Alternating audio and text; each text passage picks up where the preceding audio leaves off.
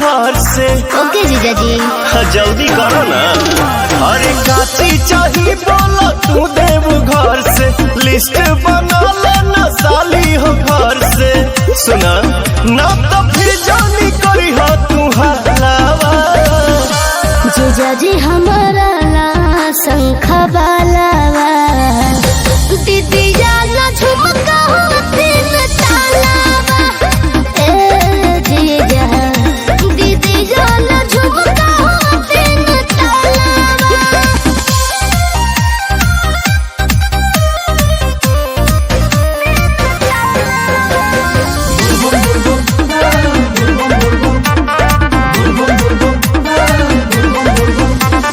कोई बोझ खाली कदे हो नतीजा, एको सामान जदी छोड़बाए जीजा।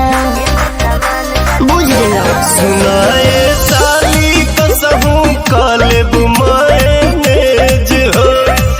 अच्छा खाली टाइम में तू कदी मैसेज हो। कहतारू जवन ले हम मनावा।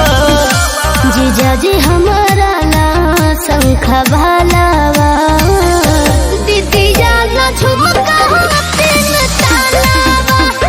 ए जीजा दीदी जाना झुमका हो तीन तालावा।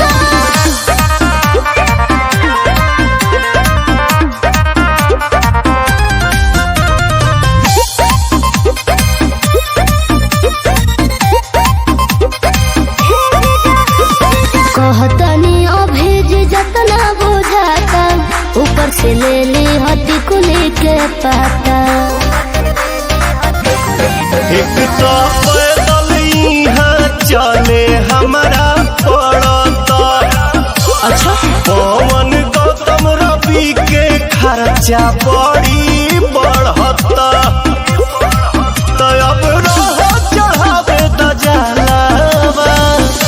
जीजा जी हमारा ला शंख बालावा,